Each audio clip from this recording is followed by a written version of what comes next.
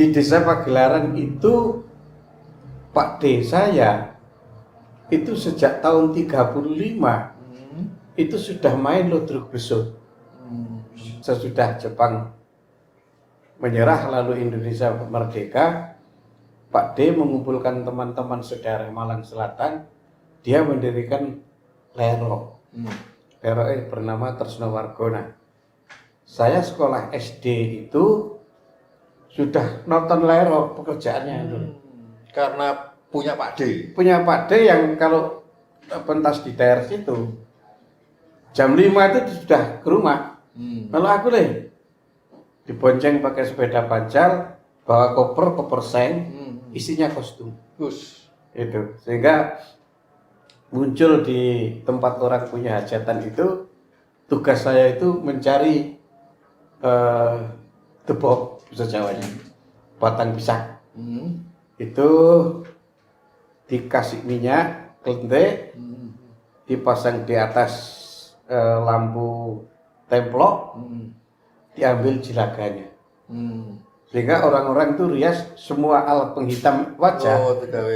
Ya, lalu putihnya itu bedak beras, anunya itu penghitamnya itu dari jilaga.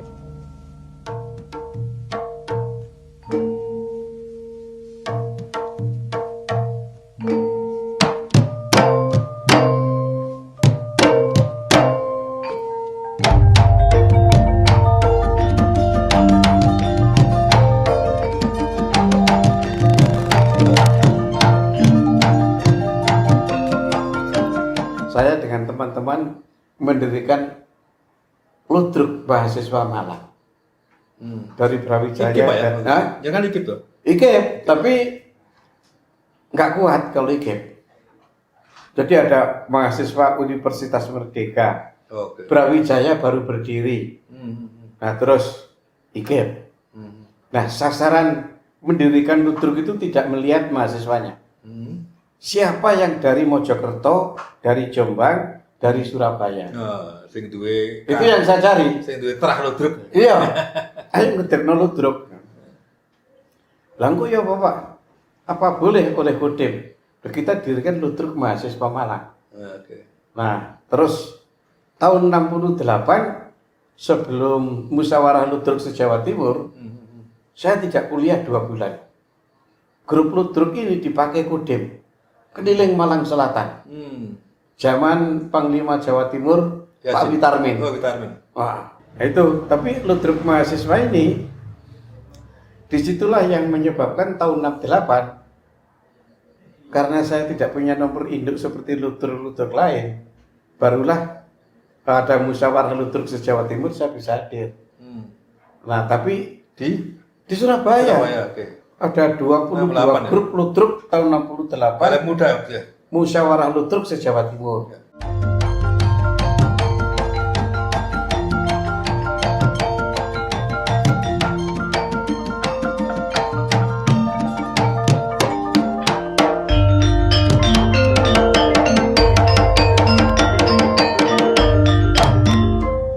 Sing kok arep disendal sampai kayak ngono. Melik-melik wong nyolok kodhok nyengitno dhuwit no kaos kaki konangan wong wedok.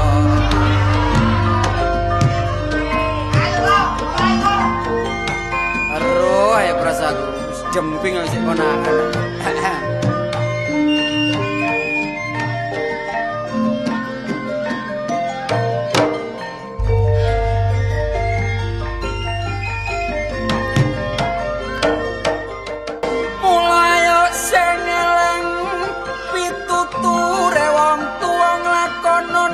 Jujur temen sabarna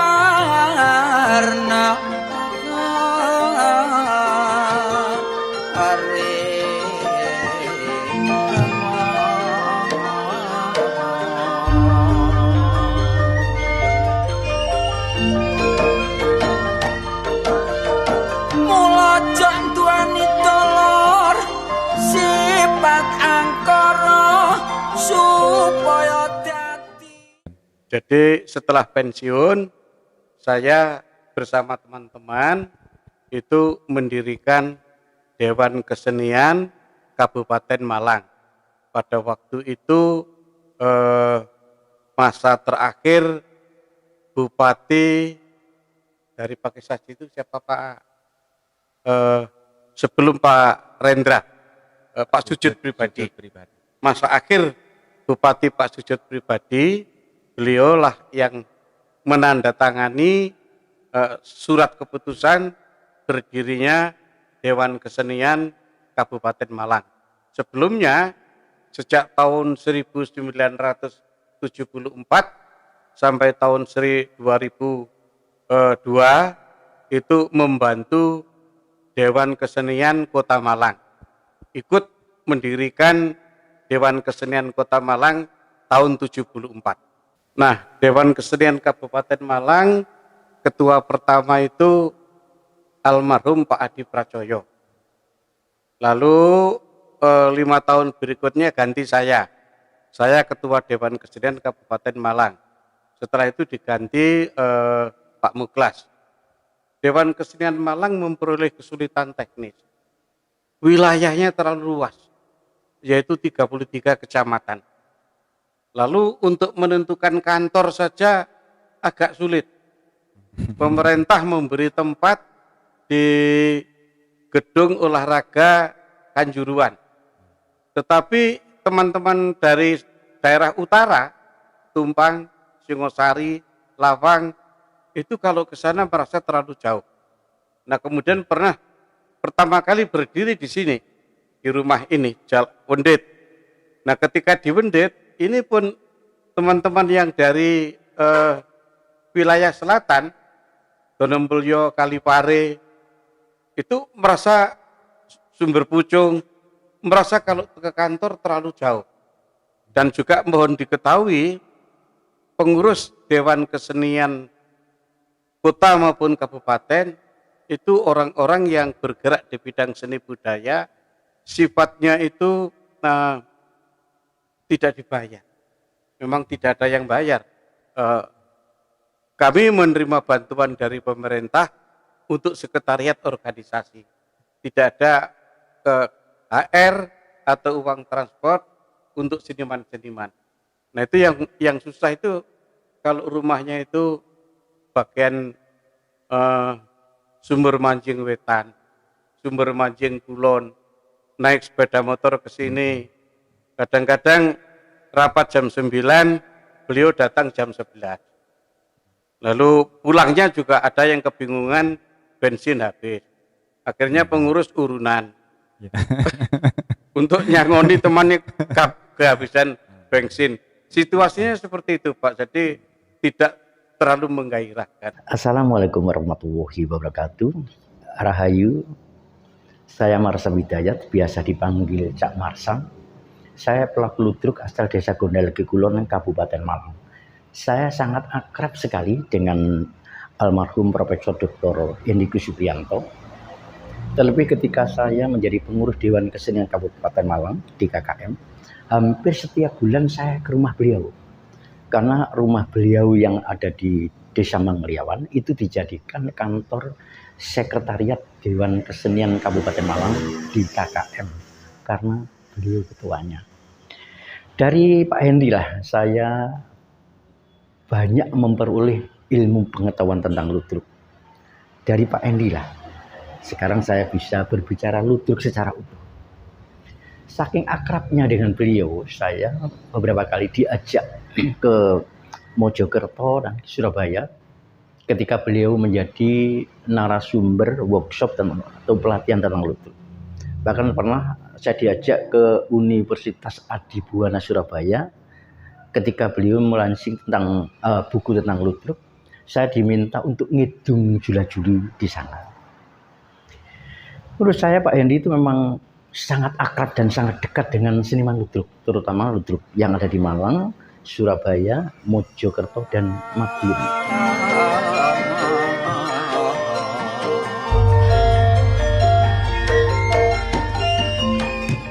Kalau tanya nama panjang, Suwito Heri Sasmito. Kebetulan saya segereja dengan almarhum Pak Henry, saya Katolik. Nama baptis saya Yohanes. Nama Krisma saya Paulus. Kalau disingkat YP Suwito HS. Cuma saya nggak terlalu seneng dipanggil nama panjang, cukup panggil Cak Wito. Cak Wito. Saya kenal Pak Hendri pertama-tama itu di Dewan Kesenian Malang. Zaman tahun berapa ya? Ya tahun 7 bulan sekian, malah waktu itu waktu musyawarah seniman se-Indonesia di Ujung Pandang, Makassar tahun 79 itu saya bersama Pak Hendri. Beliau sebagai nggak tahu sebagai apa, sebagai penulis apa sebagai wartawan nggak ngerti. Saya waktu itu sebagai penari, terus pernah mengadakan apa sarasian ludruk se-Malang Raya itu ya Pak Hendri yang memprakarsai. Terus yang melahirkan nama Palma itu ya juga Pak Hendri. Palma itu Paguyuban Arek Ludruk Malang. Ketuanya namanya Pak D.S. Yono, sudah meninggal. Wakilnya Pak Jati Kusumo itu dulu. Terus sekian lama lagi mendirikan lagi, bukan mendirikan ya. Teman-teman ludruk itu kan, ludruk Tobongan sudah nggak ada ya. Akhirnya kan yang ada kan ludruk Juraganan, ludruk Teropan. Nah, itu Pak Hendri mengusulkan gawe Polma. Paguyuban Organisasi Ludruk Malang. Ketua pertamanya Bu Amin Sahara almarhum itu. Kita kudu sing eling lan waspada aja gampang. Kembali ke hubungan dengan saya, kenapa saya berani ngomong ceplas-ceplos dengan Pak Hendri? Karena bagi saya, dan saya merasakan, saya dengan Pak Hendri ku gak ada batasan yang terlalu signifikan, enggak. Jadi saling terbuka. Sering bentek Mbak, ambek Pak Hendri itu bener, aku jujur.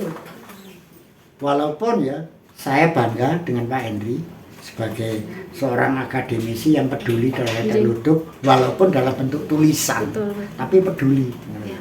Makanya ya saya bangga dengan Pak Hendri. Semoga lah pemerintah nggak terlalu ribet di dalam nyeleksi ya pengajuan untuk penghargaan ini.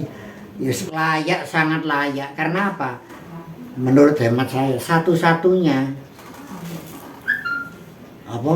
profesor, satu-satunya doktor yang dengan disertasi ludruk kan cuma Pak Hendri. Apa yang ditulis dikaji oleh Pak Hendri. Pak Hendri walaupun dia bukan pemain ludruk tapi masuk ke dalam. Jadi tahu seluk-beluknya kehidupan seniman-seniman ludruk tempo dulu itu tahu persis. Makanya semangat kemiskinannya orang-orang itu tahu persis. Nandur kembang, kembang melati, logor siji, dokur padi. Dadi wong urip ojo sok suci, ilingo besok bakal mati.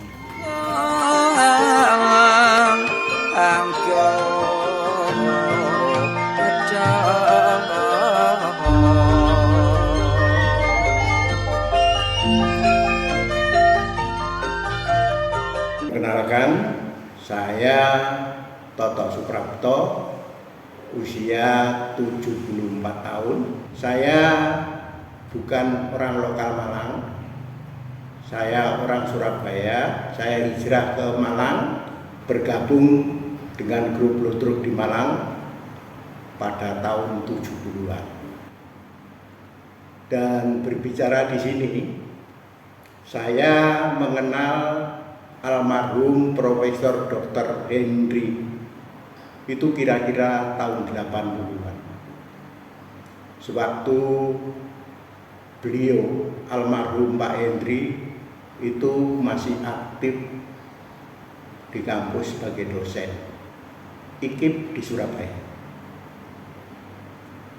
Dan saya tahu bahwa Pak Hendri saat itu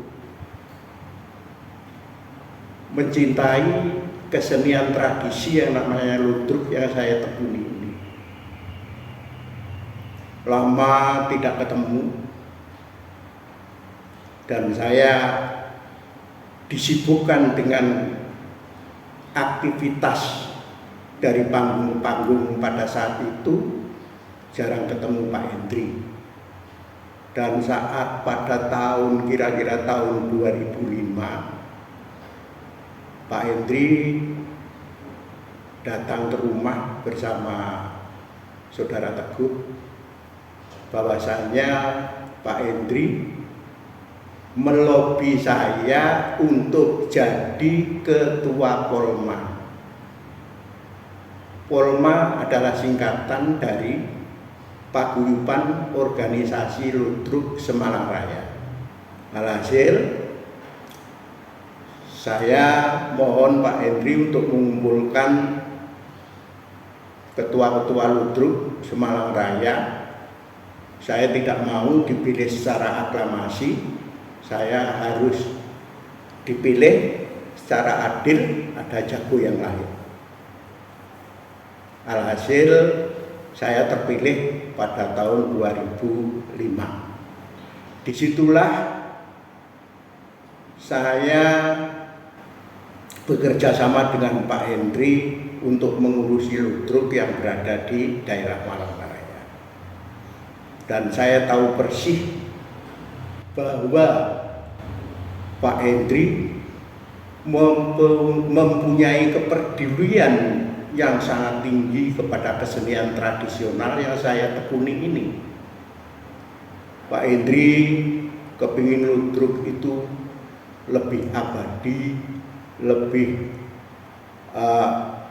digemari, supaya nasibnya tidak seperti kesenian tradisi yang lain yang ditinggalkan oleh penontonnya.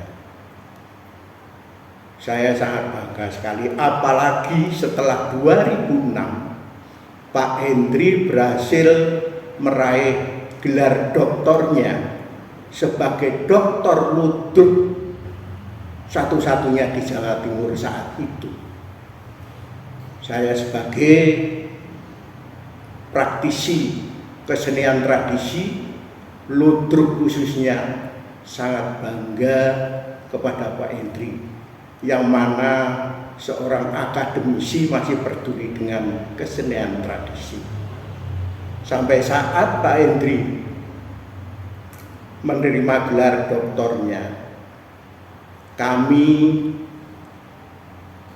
keluarga Polma ikut nyenguyung Pak Hendri membawa teman-teman untuk pentas di Bali di kampus Udayana sesuai dengan deskripsi Pak Hendri, yang mana menuliskan waktu itu adalah cerita sarip. Kami seluruh rombongan dari Polma itu menampilkan cerita sarip untuk memperkuat tulisan Pak Hendri tersebut,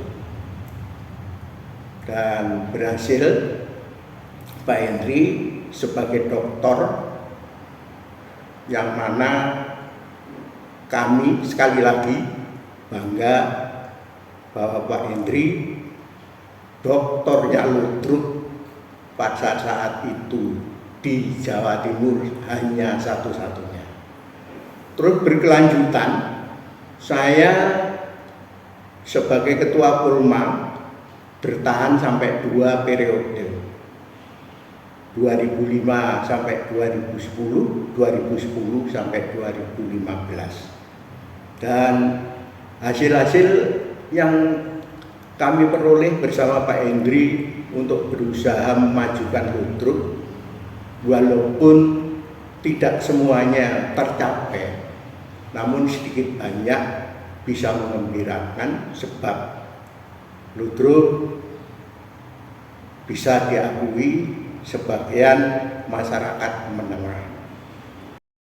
Sebab penggoda mono iku werna-werna, mula nek gak kuat iku dalane. sang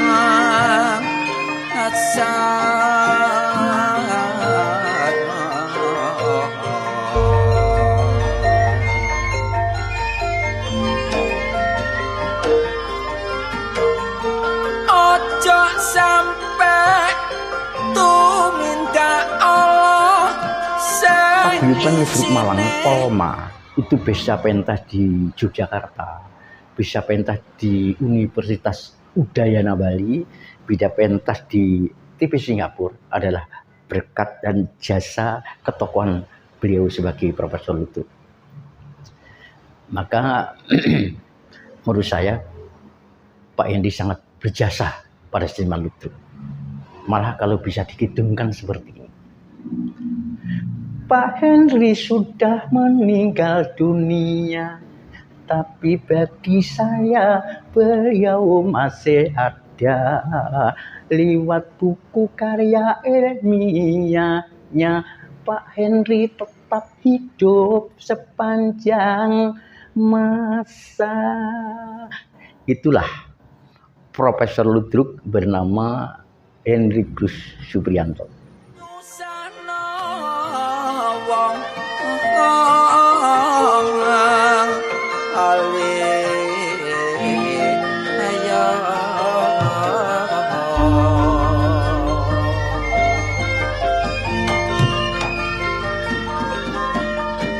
ojo cewek wong lek dicewek dhewe karo lara ngailing ngono manungsa iku.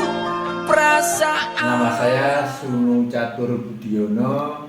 Saat ini saya sebagai dekan di Fakultas Keguruan Universitas PGRI Adibuana Surabaya. Fakultas di mana Prof. Hendrikus Supriyanto juga mengajar di sana. Kami memiliki hubungan yang dekat dengan Prof. Henry. Kebetulan sewaktu studi S2 kami sama-sama dengan Prof. Henry, bahkan teman satu kelas dengan beliau, dan kami juga lulus bareng itu dengan beliau, dan Prof. Henry lah yang kemudian menguati kami, memotivasi saya untuk tetap bertahan di Adibuana ketika kami mengalami kesulitan-kesulitan terutama dengan biaya kuliah waktu itu.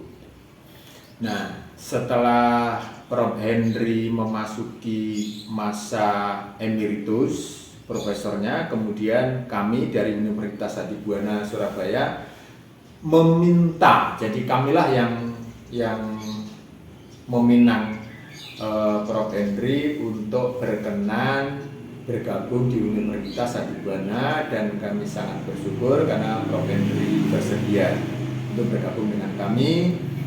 Dan bergabungnya Prof. Henry di jurusan Pendidikan Bahasa Indonesia itu sangat banyak memberi warna yang secara akademis. Prof. Henry juga yang membidani lahirnya Pusat Kajian Budaya Panji di Adibuana Surabaya. Kemudian beliau juga mendorong kami untuk memproses secara cepat untuk bisa mencapai jenjang guru besar. Ini yang sesuatu yang luar biasa. Dan Prof. Henry juga banyak memberikan inspirasi-inspirasi pada kami. Beliau akan memberikan buku-bukunya, beliau juga sering memberikan clipping-clipping yang sangat penting untuk kemajuan kehidupan akademik di kampus. Ini yang luar biasa dari Prof. Henry. Dan beliau memiliki sikap terbuka terhadap keilmuan. Sehingga beliau selalu membimbing yang lebih muda, membimbing yang junior ini untuk maju, untuk bisa mencapai jenjang guru besar itu yang sangat beliau inginkan. Dan alhamdulillah hari ini ada beberapa dari teman kami yang sudah berusaha untuk mengajukan itu. Walaupun cita-cita itu kemudian terwujud setelah Prof. Henry dipanggil oleh Tuhan Yang Maha Kuasa.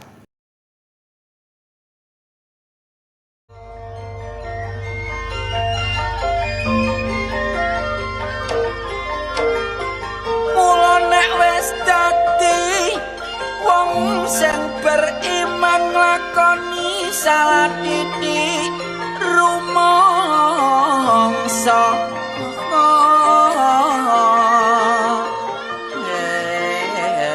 Saya Paul Widi, sarjana sastra.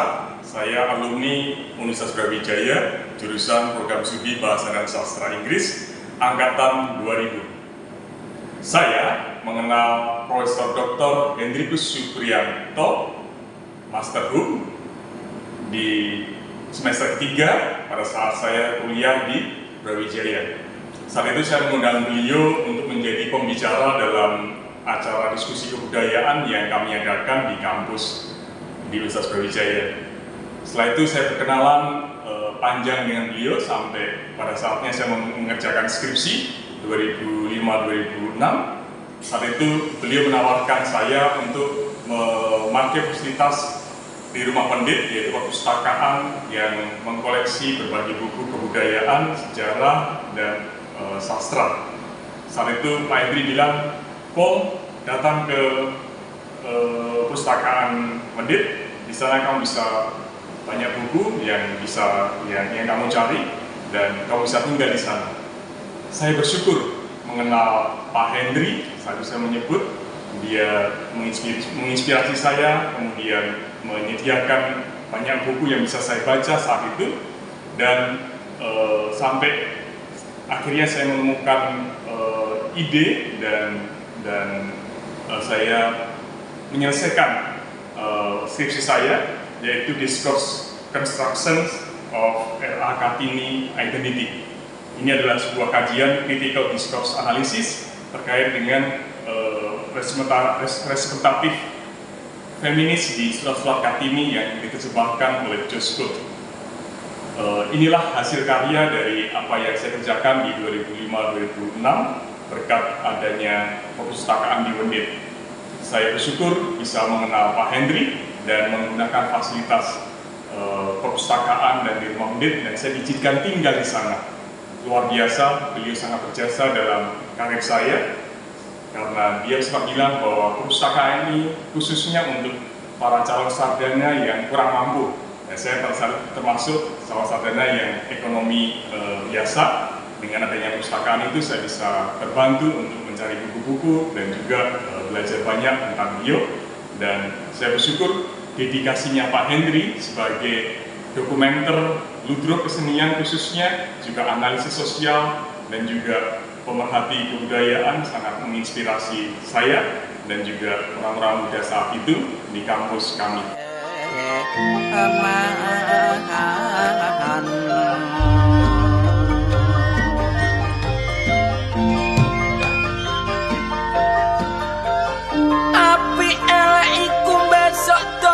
Profesor Dr. Hendrikus Supriyanto.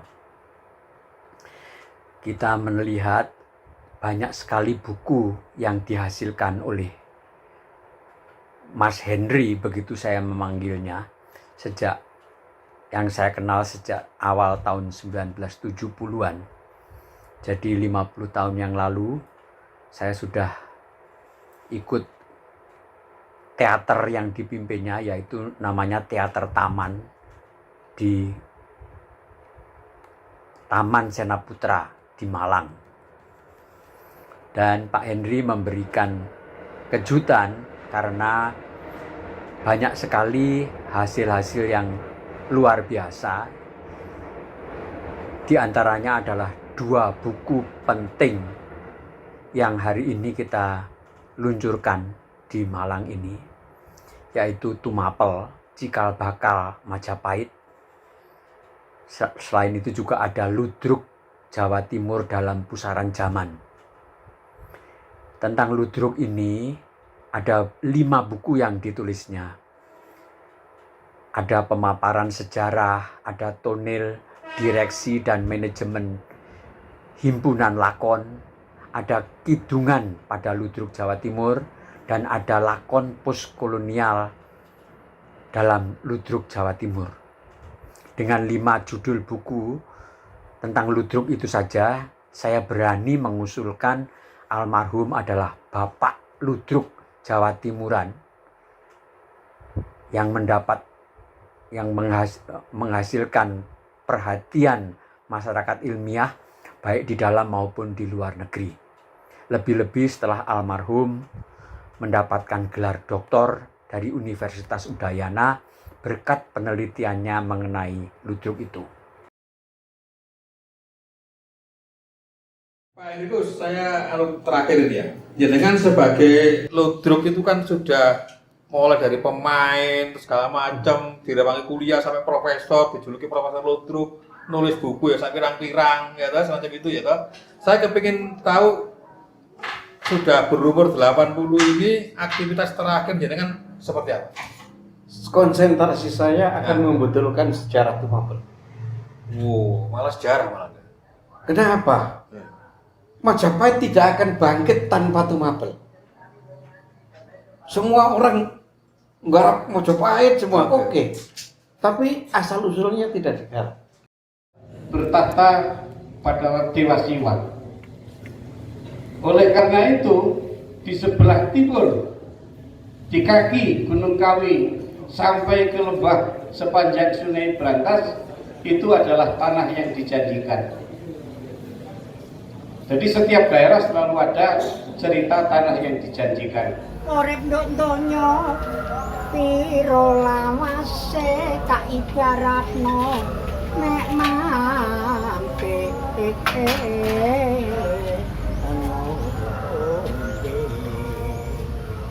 mula sing becik tindak lakune ojo drengki srai barek dolor lan kan jahat